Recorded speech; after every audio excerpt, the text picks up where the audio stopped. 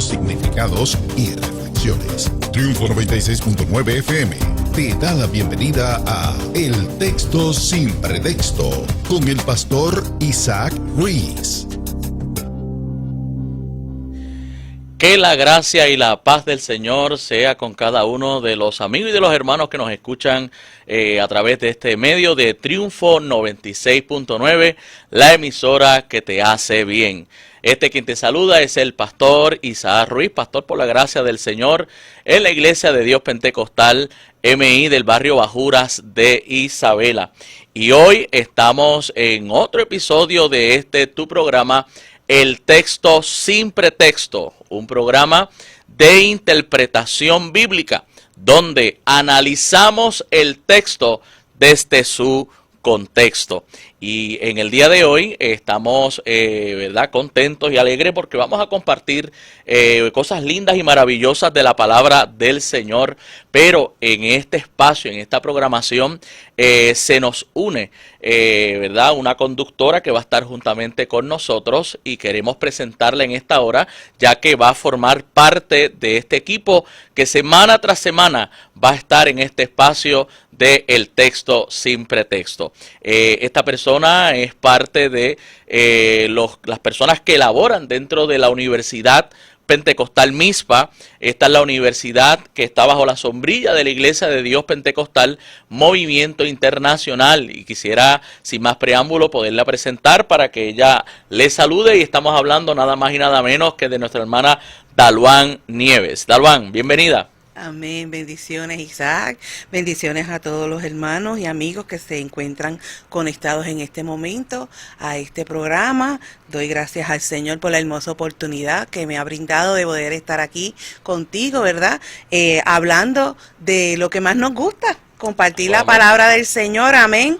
Y también quiero dar gracias y saludar a nuestro pastor, a mi pastor, reverendo Jorge López Natal, a los hermanos de mi iglesia, de Iglesia de Dios Pentecostal de Aguas Buenas Pueblo, y también, pues, como mencionaste ya, mis compañeros de la Universidad Pentecostal MIPA y a todos los miembros de la comunidad de nuestra universidad. Saludos, muchas bendiciones a todos en este día. Amén. Y así también aprovechamos, ¿verdad? Y enviamos saludos a todos los compañeros de este santo ministerio y a todos los compañeros del cuerpo ejecutivo de la Iglesia de Dios Pentecostal, tanto en la región de Puerto Rico como en la sede internacional.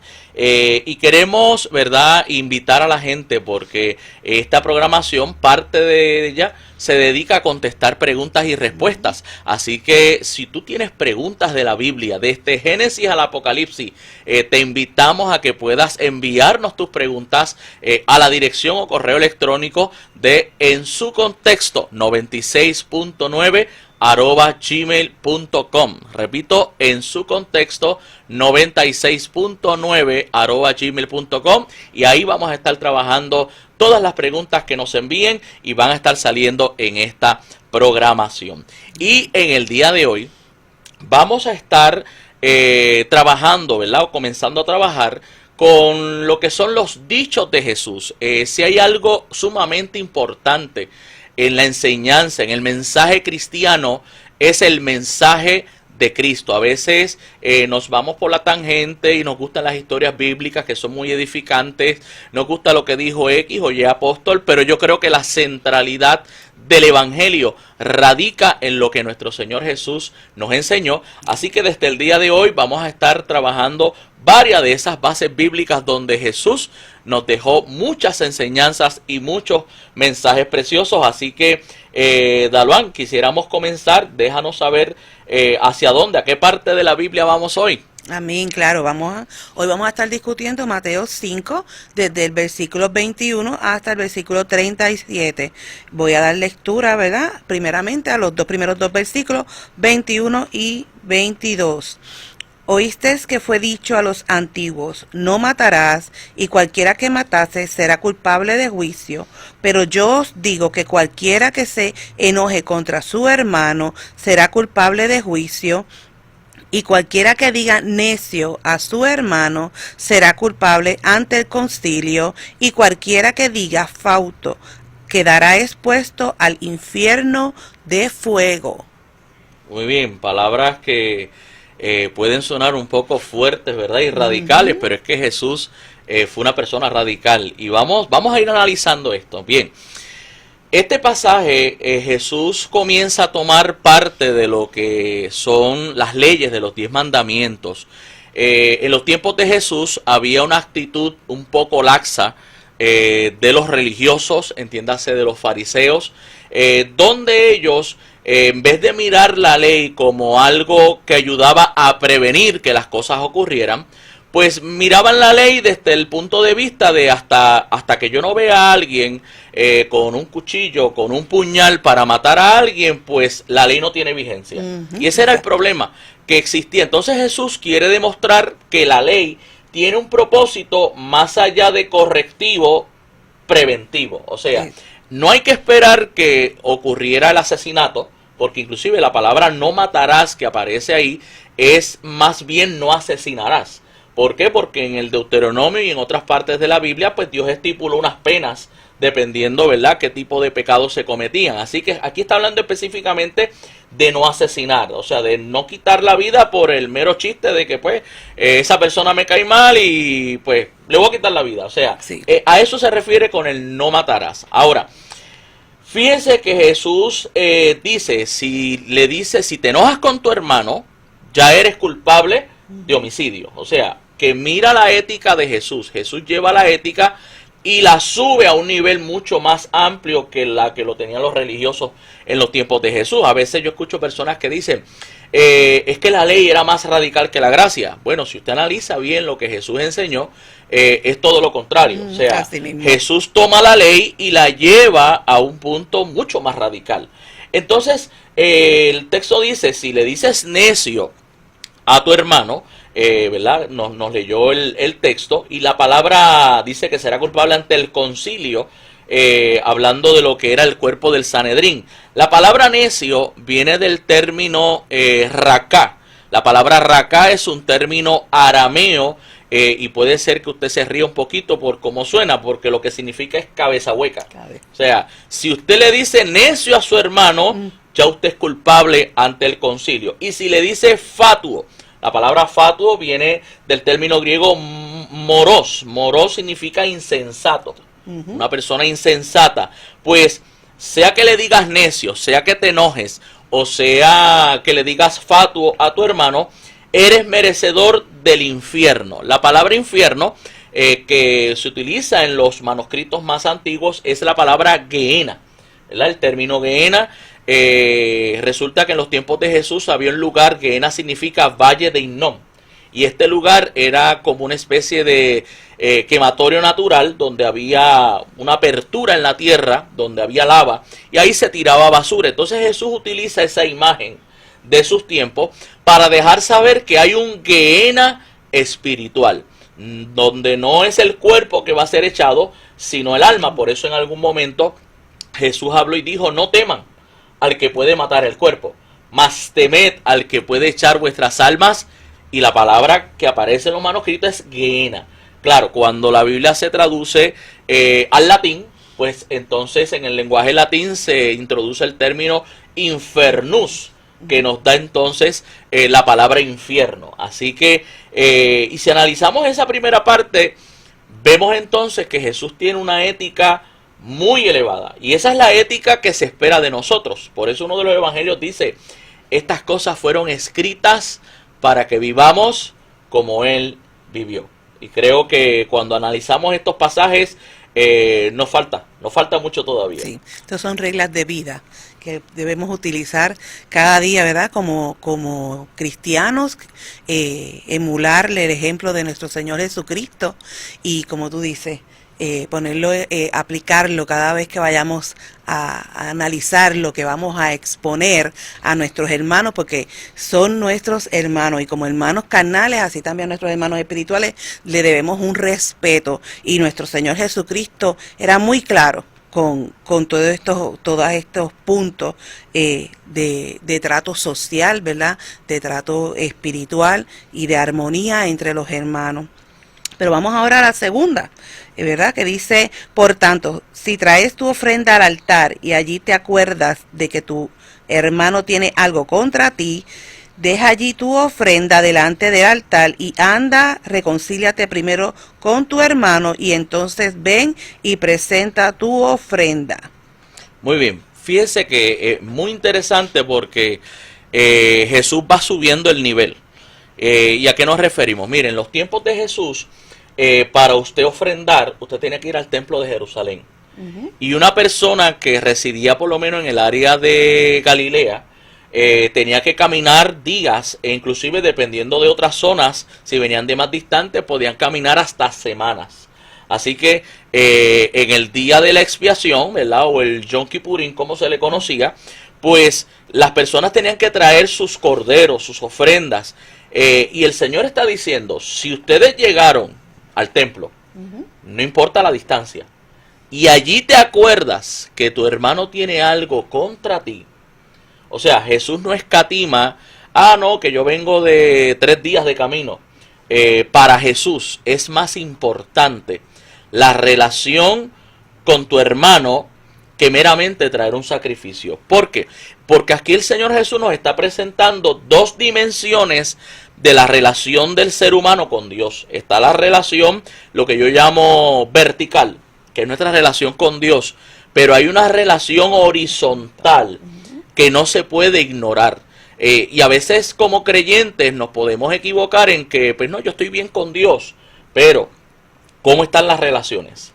¿Cómo podemos relacionarnos con un Dios que no vemos, ¿verdad? Cuando al que vemos, pues dice un dicho en mi barrio, no lo soportamos ni en pintura, ¿verdad? Entonces Jesús lo que está diciendo es, mira, no importa, te acordaste que tu hermano, no es que tú tengas algo contra él. Exacto. O sea, es tu hermano tiene algo contra ti, deja tu ofrenda, no te la lleves.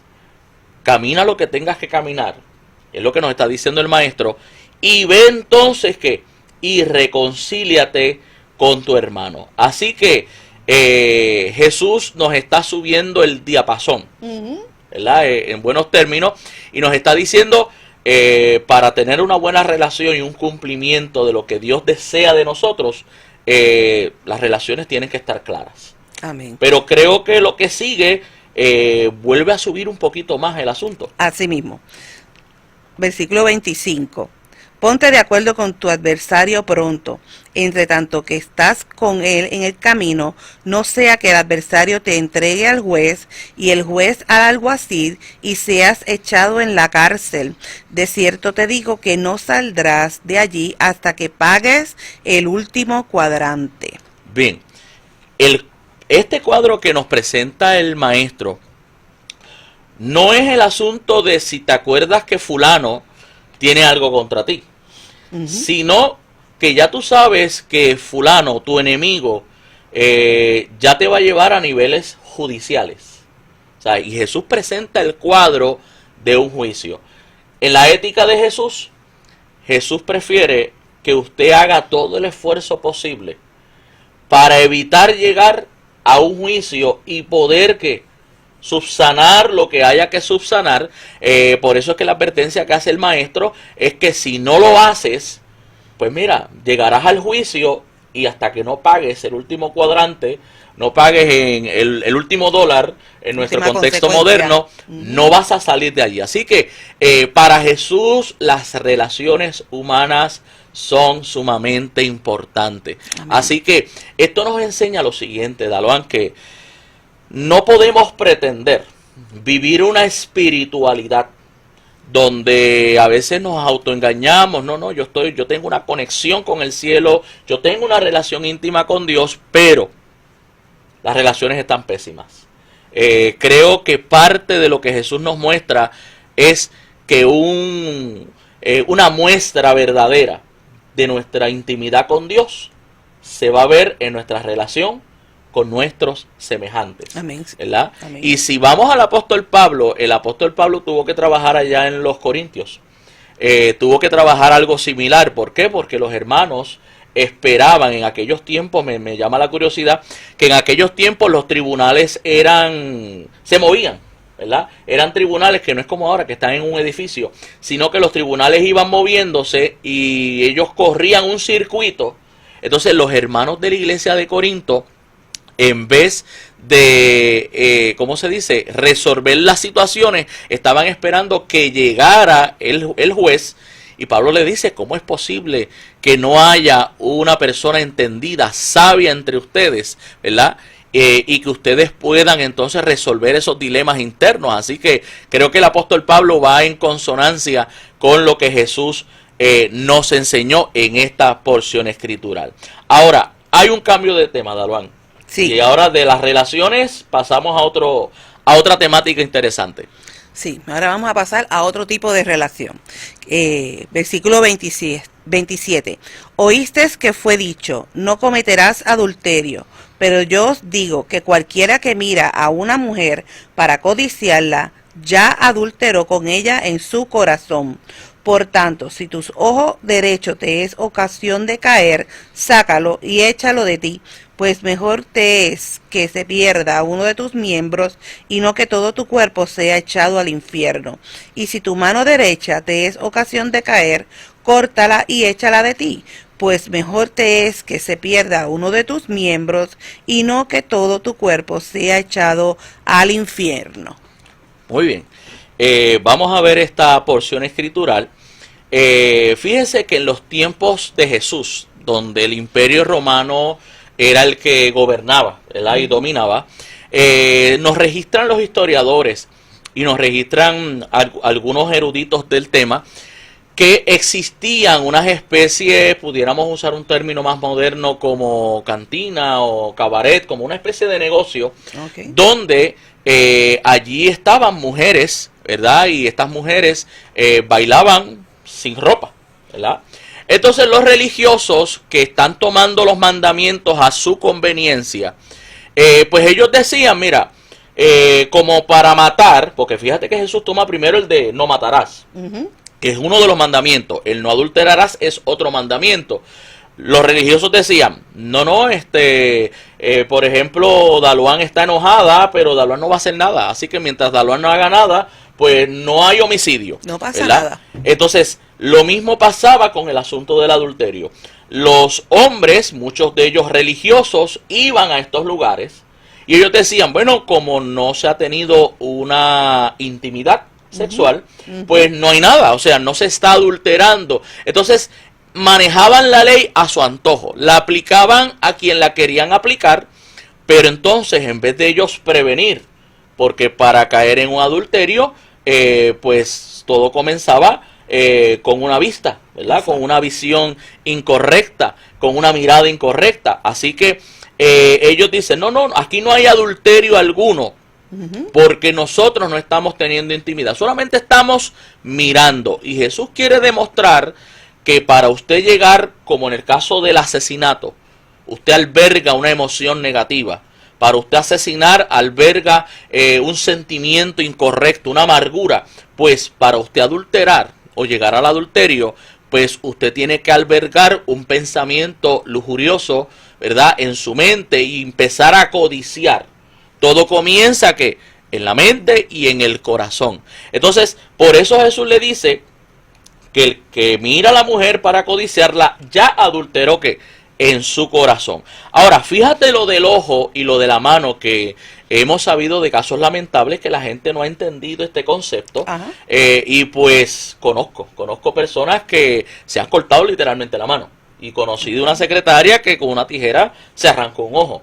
¿A qué se refiere? Pues bien, los mismos religiosos de los tiempos de Jesús buscaban la manera de cómo justificar sus acciones. Y si alguien de, por ejemplo, de las escuelas más conservadoras, como eran las escuelas del rabino Shammai, porque habían dos rabinos en los tiempos de Jesús bien famosos, Hillel era uno, Shammai era el otro. Shammai era de corte más conservador, los de Hillel pues eran un poquito más abiertos y más open, más progresistas, como dirían por ahí. Sí.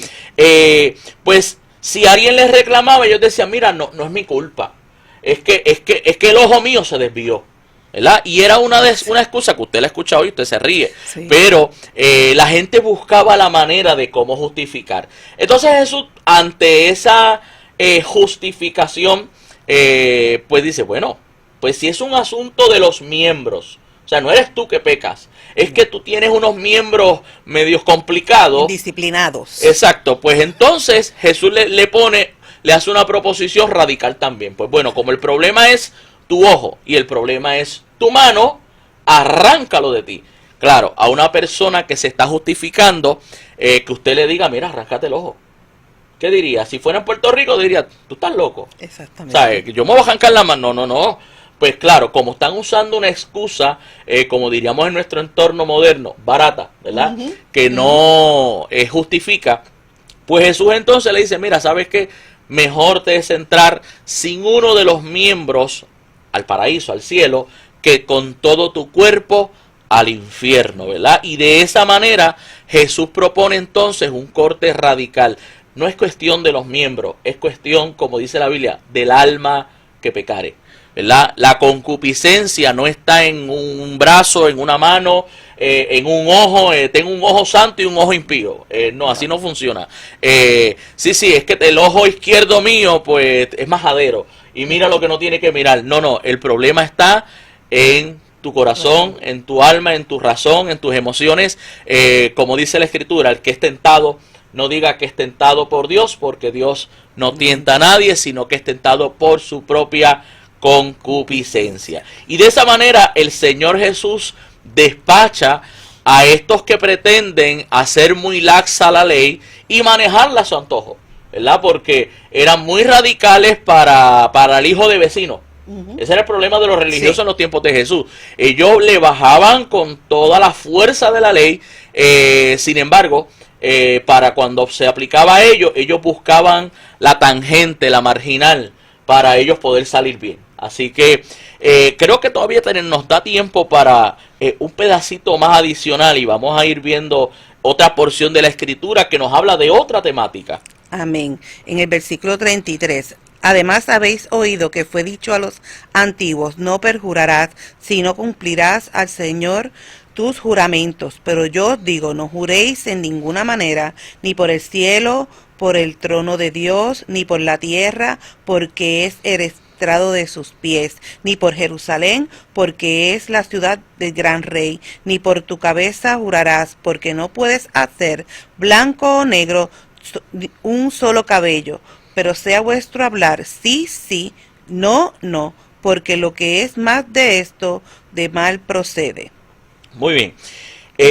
Otra situación que se está dando en los tiempos del Señor es el siguiente, y es que la gente tomó en vano el asunto del juramento, ¿verdad? Inclusive si usted va al Antiguo Testamento, en la Biblia dice, cumplirás a Dios tus juramentos. Aquí Jesús pone el asunto de no perjurar, que perjurar es jurar en vano, es mentir.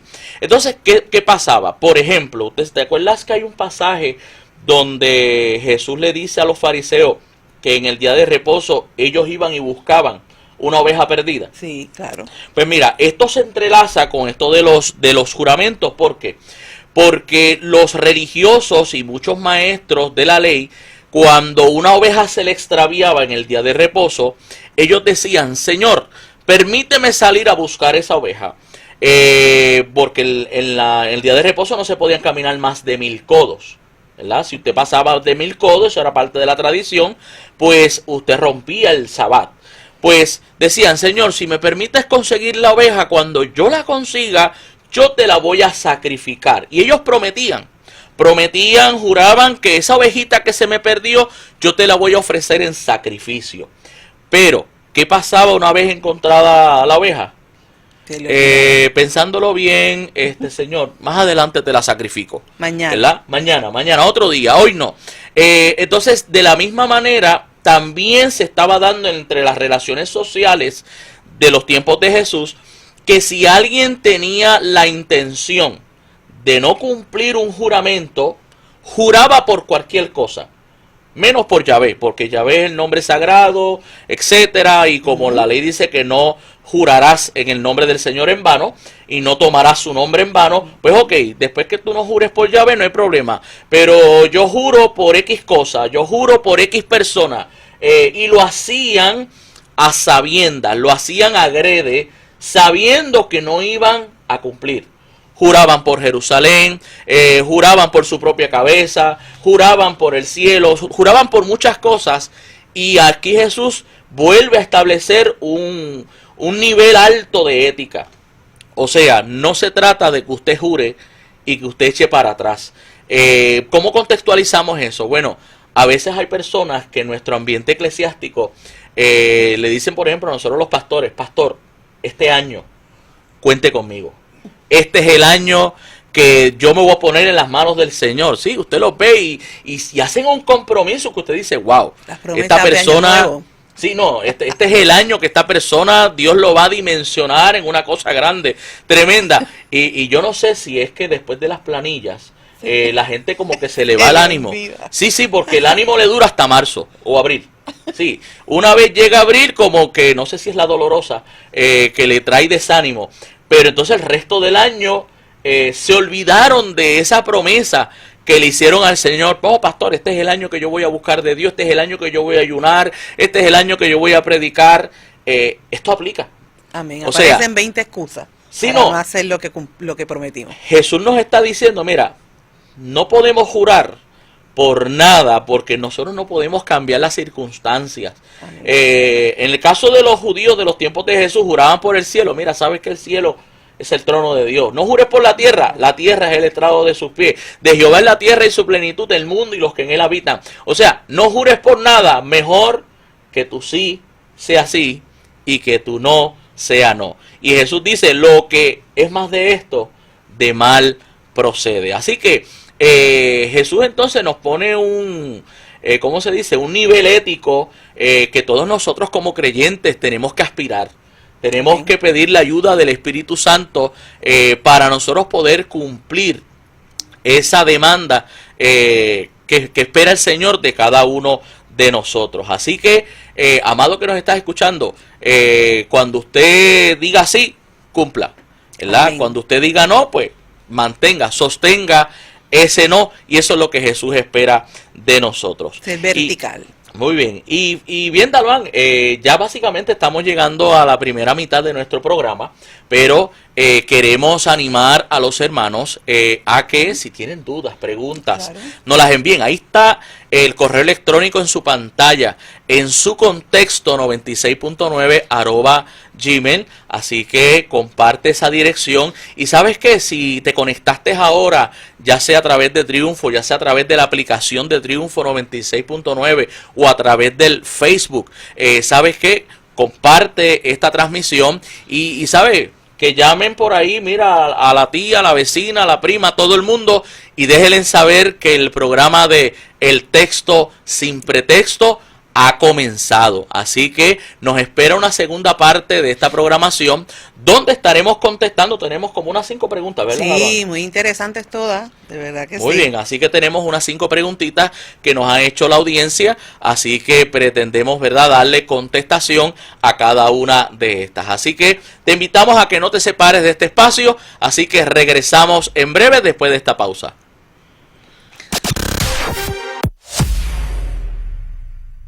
Soy la doctora Ileana Rodríguez Nazario, farmacéutica. ¿Sabías que la insulina dura fuera de nevera hasta por 28 días? Durante una emergencia, si pierdes el servicio de energía eléctrica, consérvala en temperatura ambiente y nunca la coloques en una bolsa con hielo porque puede dañarse. Prepárate en diabetespr.org. No esperes hasta que sea demasiado tarde. Comienza a prepararte hoy en diabetespr.org. Un mensaje de la Asociación Puertorriqueña de Diabetes y la Cruz Roja Americana, capítulo de Puerto Rico. Una vez más, Triunfo 96.9 se une a la Fundación Mies para presentar el Bibliatón 2024. Biblias para la misión global. Te invitamos a escuchar el siguiente mensaje. ¿Sabías que más del 10% de la población mundial carece de acceso a la Biblia, incluso de un acceso parcial? Siendo Asia y África los continentes con la mayor cantidad de personas con traducción parcial o ninguna en su idioma. Necesitamos hacer accesible la palabra de Dios impresa en el idioma del corazón de estos continentes. Y tú puedes ser parte de esta iniciativa. Únete al Bibliatón, Biblias para la Misión Global. Sé parte del Bibliatón 2024. Biblias para la Misión Global. El miércoles 4 de septiembre desde las 7 de la mañana hasta las 7 de la noche. Por esta tu emisora. 96.9 Triunfo. Escuche un mensaje de conciencia y orientación en el programa La Palabra Correrá con el evangelista José Antonio Ramos, todos los sábados a las 9 de la mañana por esta tu estación.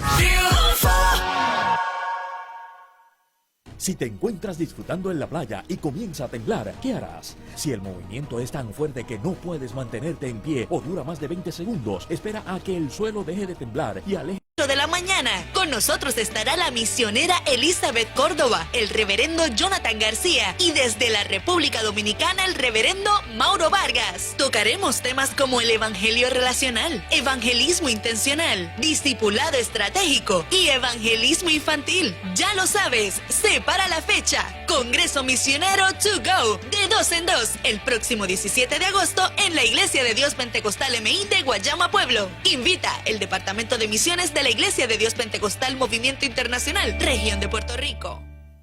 Es la música que trasciende épocas. Extenderá su mano y me levantará. Y muchas de ellas nacieron en esta estación. Estoy de pie porque tu mano me levantó. Música que te remonta a los años 80, 90 y a los inicios del nuevo siglo 2000.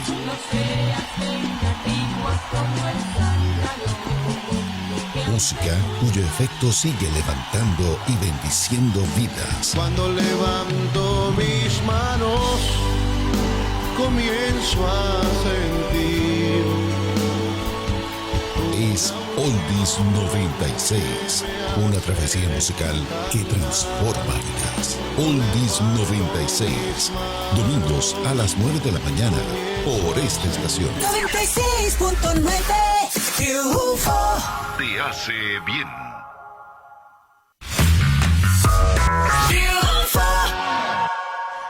Y aquí estamos de regreso en tu programa, El Texto Sin Pretexto, un programa de interpretación bíblica, donde en cada uno de nuestros programas trabajamos el texto desde su contexto. Y si te estás conectando en esta segunda media hora, quien te habla es el pastor Isaac Ruiz, que junto a la hermana Dalvan Nieves estamos dirigiendo este maravilloso programa. Y ahora está viendo por ahí en su pantalla el correo electrónico donde usted nos puede enviar las preguntas bíblicas que usted tenga, desde Génesis hasta Apocalipsis. Envíelas y programa tras programa estaremos contestando cada una de esas preguntas. Y en esta hora vamos a estar trabajando específicamente 5 preguntas que han sido enviadas por cada uno de nuestros oyentes. Así que queremos comenzar con la primera, Dalvan. Dice, ¿por qué José y María nombraron Jesús al niño cuando el ángel le indicó que su nombre sería Emanuel, según aparece en Mateo 1:23? Muy bien. Vamos a ir a leer lo que dice Mateo 1:23, ¿verdad? Para nosotros tener en perspectiva lo que dice ese pasaje escritural. La porción de la escritura dice, he aquí, una virgen concebirá y dará a luz un hijo y llamará su nombre Emanuel, que traducido es Dios con nosotros. 2 versículos después dice, y José le puso por nombre Jesús, ¿verdad? Fíjate que esta porción de la escritura es una cita de Isaías capítulo 7 versículo 14. Allá en esta porción escritural también vamos a leerla para que tengamos ambas citas en perspectiva. Dice, por tanto, el Señor mismo os dará señal. He aquí que la virgen concebirá y dará a luz un hijo y llamará su nombre Emanuel. Bien, en primer lugar cabe destacar que existe un debate entre los eruditos, ¿verdad? Entre los que saben mucho, sobre el asunto de cómo se aplica esta porción escritural de Isaías. Por ejemplo, hay quienes entienden que el verso de Isaías, capítulo 7, versículo 14, es una doble referencia que tuvo su aplicación en los tiempos del profeta Isaías y que también tiene su aplicación en la vida de Cristo, ¿verdad? Eso es lo que entiende un grupo. Otros entienden que este texto es solamente una referencia a Cristo Jesús y nada más. Así que, ¿verdad?, lo planteamos para que usted sepa que existe ambas posturas con relación al texto. Ahora, el asunto del término Emanuel. El término Emanuel viene del hebreo Immanuel, ¿verdad? Cuando se traduce en nuestras traducciones o nuestras versiones de la Biblia se traduce Emanuel, pero es Immanuel. Y este término es un término compuesto de varios nombres. Por eso se traduce Dios con nosotros. Hay algunos que han traducido Dios dentro del hombre, ¿verdad? Muchos han hecho esa traducción. Y cuando hacemos un análisis de la forma verbal que utiliza Mateo, fíjese que nuestra Reina Valera del 60 dice, y llamarás su nombre Emanuel. Pero la forma del verbo es como si dijeran, le llamarán Emanuel. O sea que no es que el texto está diciendo que se va a llamar Emanuel. Sí, que ese va a ser su nombre. Exacto. No, primero, que es un término compuesto de varios nombres, ¿verdad? Haciendo el Dios con nosotros. Y lo que está diciendo el texto es que a este Mesías que va a venir le van a llamar Dios con nosotros. Amén. ¿Ok? Ahora, ¿y por qué le pusieron Jesús? Bueno, pues en primer lugar, el nombre Jesús es la forma latina del griego Jesús, que es una transcripción del hebreo Yeshua, que Yeshua es una forma tardía de la forma antigua hebrea Yehoshua. ¿Y qué significa Jesús, Yeshua o Yehoshua? Significa Yahvé es salvación. Amén. O sea, que le llamarán Emanuel porque es Dios con nosotros. Se llamó Jesús porque Yahvé es salvación. O sea, que el nombre Jesús y el le llamarán Emanuel no están encontrados. No. O sea, los significados van hacia el mismo punto. Ahora, relacionado incluso. Lo que el Emanuel nos enseña, ¿por qué le llamarán el Emanuel, el Dios con nosotros? Está apuntando a dos cosas que yo quiero resaltar de esta porción escritural. Y es, primero, la deidad de Jesús. ¿Por qué se le llamará Dios con nosotros? Porque ese personaje que iba a venir, que es Jesús de Nazaret, sería que Dios encarnado. Amén. Y el segundo aspecto que resalta esto es lo que llamamos la inmanencia de Dios. ¿Qué es la inmanencia? ¿Con qué se come? Bueno, hay algo que se llama trascendencia. La trascendencia de Dios enseña o establece que Dios está por encima de todas las cosas, pero no está por encima como dice la teoría del Dios relojero. No sé si has escuchado esa teoría. No. Del Dios relojero. Ok, la teoría del Dios relojero dice, ejemplo, tienes reloj ahí, ¿verdad? Pues, ¿dónde está el que hizo tu reloj?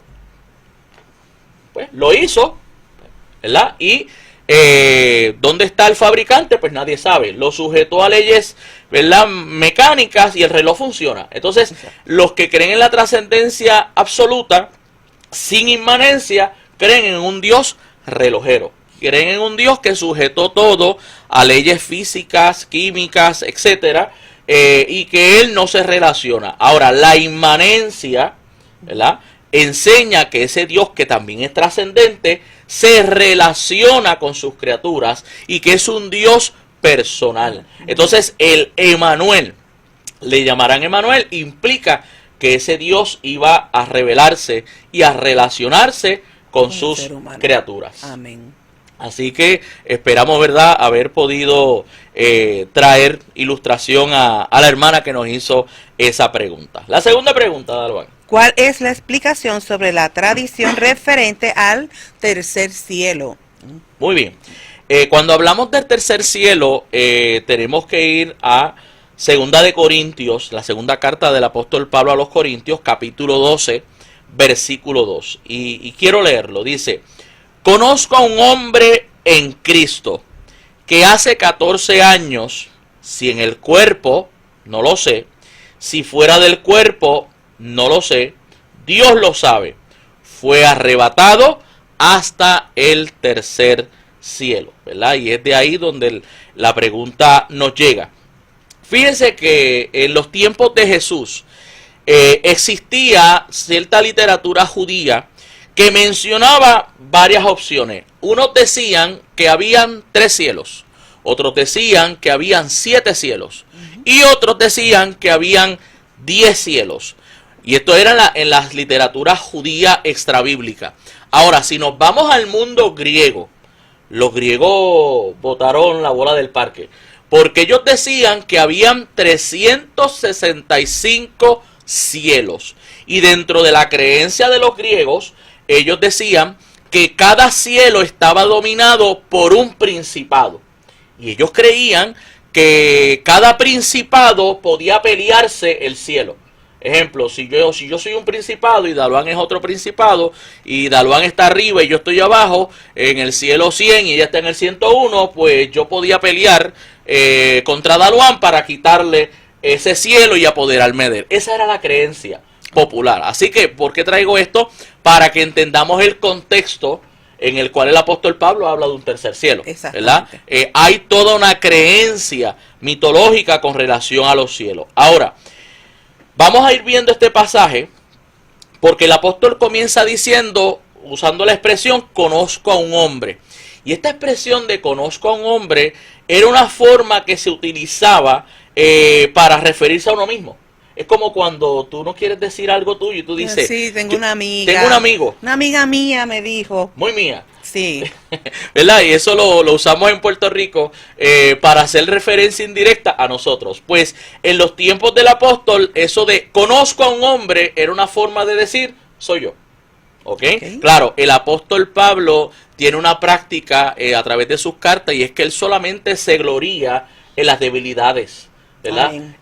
¿Por qué? Porque él no quiere sonar ególatra, él no quiere jactarse de lo que Dios le ha permitido ver. Pero entonces, dice que hace también mención de unos 14 años, ¿verdad? Dice que hace unos 14 años, cuando ubicamos esos 14 años, más o menos estamos en el comienzo del ministerio del apóstol, ¿verdad? No podemos bíblicamente identificar en qué lugar, en qué ciudad, en qué iglesia estaba exactamente el apóstol, pero cuando más o menos usamos una matemática en base a lo que la Biblia nos permite ver, nos ubica no camino a Damasco, sino tiempo después, ya el apóstol habiendo comenzado su ministerio.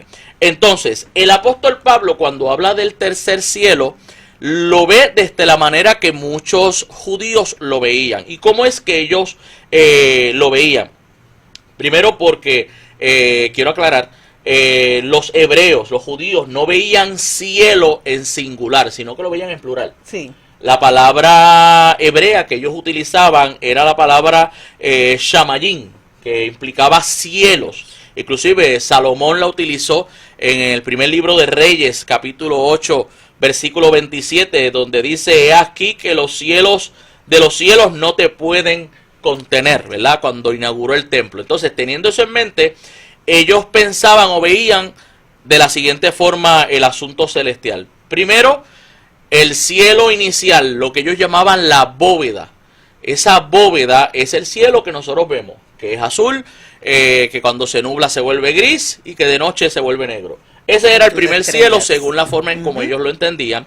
El segundo cielo era el cielo donde están los astros, donde están los cuerpos celestiales, entiéndase los planetas, las estrellas, los soles. Ese era el segundo cielo. Y el tercer cielo, desde su cosmovisión, era el lugar donde estaba el paraíso. Si usted busca esa base bíblica, va a ver que 2 versos más abajo se hace mención del paraíso.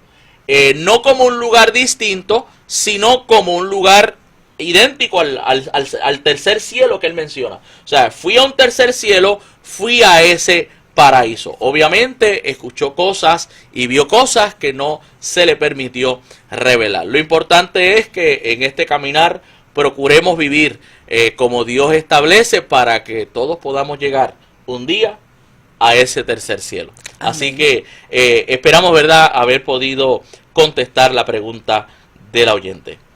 La tercera pregunta, Dalvan.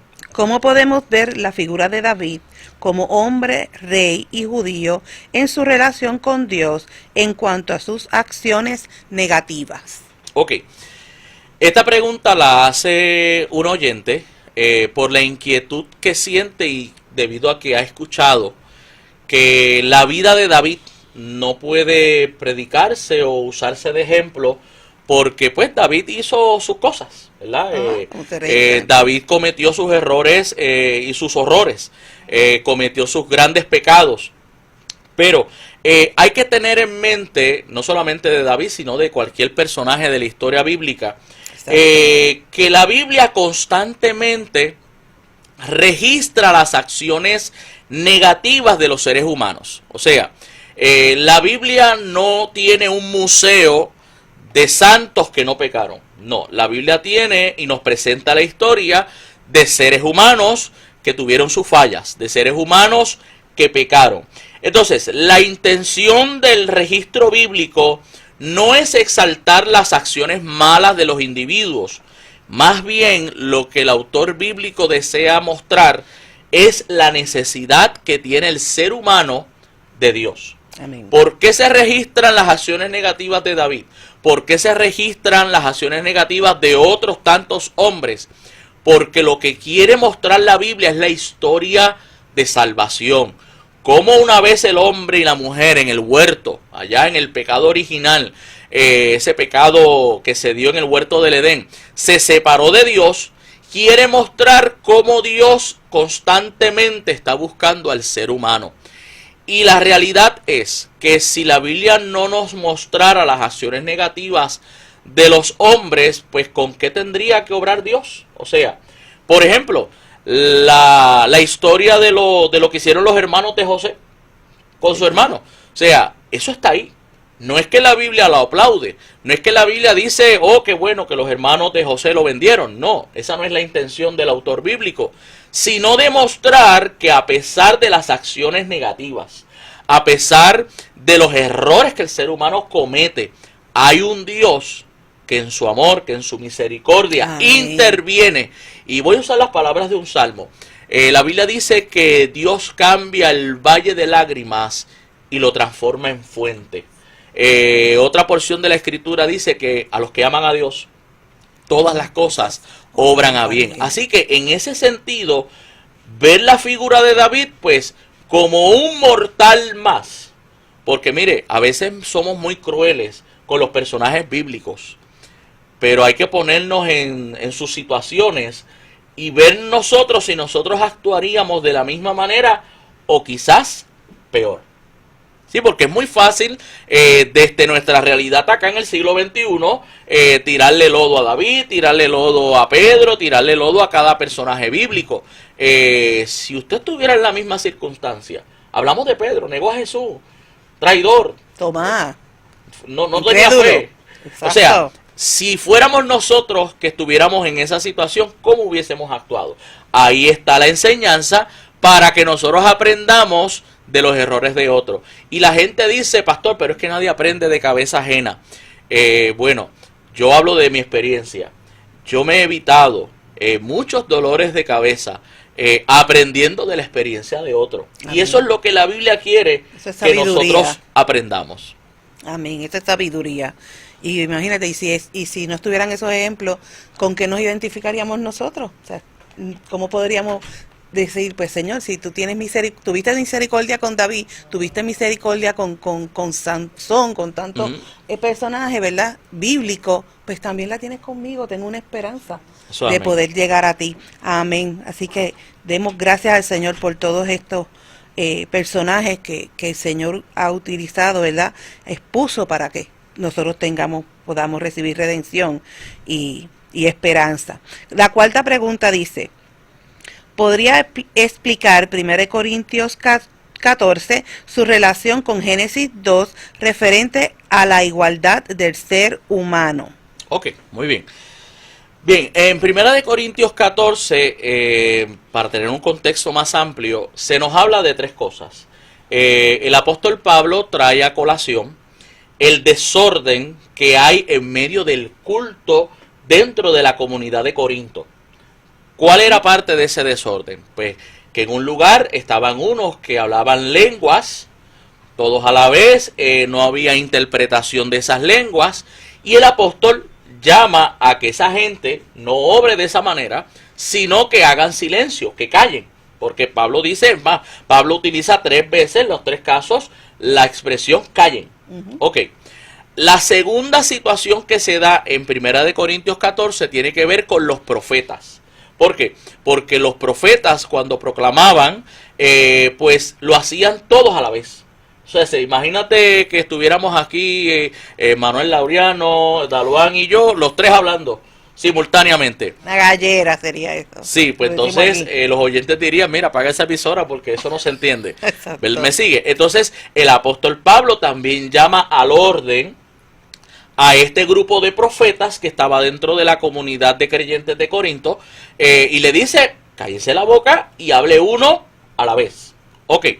La tercera situación es la que está registrada en los versos 34 al 35, que este pasaje pues lamentablemente se ha sacado de su contexto, y yo siempre he tenido un lema, y es que un texto sin su contexto forma un pretexto.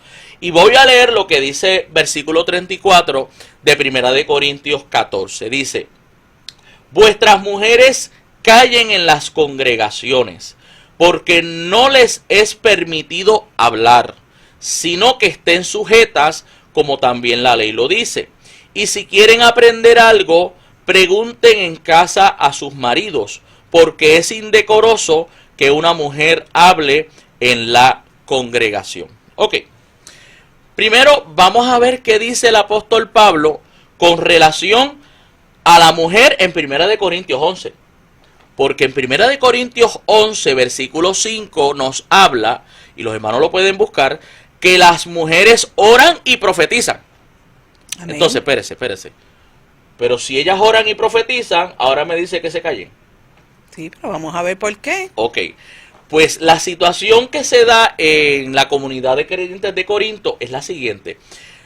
Hay un grado de analfabetización que era mayor en las mujeres en aquel tiempo. Hoy es al revés.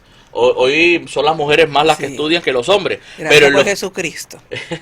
En los tiempos de Pablo, pues las mujeres eran en su gran mayoría analfabetas. Entonces, tras que había un desorden con los que hablaban lengua, había un desorden con los que profetizaban, pues también de estas mujeres que no tenían mucha ilustración, no tenían mucha alfabetización, pues ¿qué hacían? En medio del culto interrumpían el orden para preguntar tal vez situaciones muy elementales que su esposo se las podía. Y claro, ¿por qué habla de su esposo?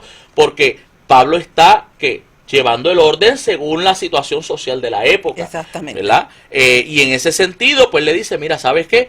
Callen en la congregación, si tienen preguntas, pregúntenle a sus maridos en sus casas. ¿Por qué? Porque tanto los que hablaban en lenguas, todos a la vez, los que profetizaban todos a la vez, y las mujeres que preguntaban porque no entendían y que preguntaban constantemente, dice un dicho nuestro, que no era lo mucho, sino lo seguido. Pues Pablo dice, mire, cállense también, porque entonces el culto no se está pudiendo llevar. Porque si no, Pablo no hubiese dicho que la mujer podía orar y podía profetizar. O sea, que no es como dicen gente, no, Pablo era machista. Al contrario, si usted lee Gálatas, si usted lee otras porciones de la Escritura, usted va a ver lo que se conoce como una hermenéutica de redención. En Gálatas, Pablo establece que ya el muro que nos divide entre hombre y mujer, entre rico y pobre, entre judío y gentil, entre griego, romano, bárbaro, escita, todo eso en Cristo se eliminó. Amén. ¿Verdad? Y que la voluntad de Dios es que nos hizo seres iguales, ¿verdad? El asunto de la mujer debajo del hombre fue causa de ¿qué?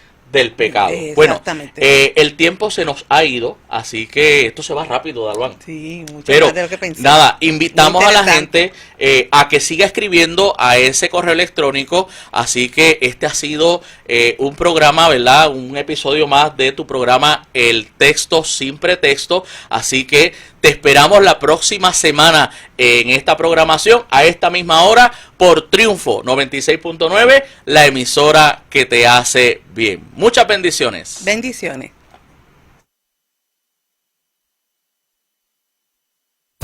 Triunfo 96.9 FM presentó al pastor Isaac Ruiz en El Texto Sin Pretexto. No olvide que puede enviarnos su pregunta, duda o comentario a la siguiente dirección electrónica: en su contexto 96.9 @gmail.com. Regresamos la próxima semana en El Texto Sin Pretexto.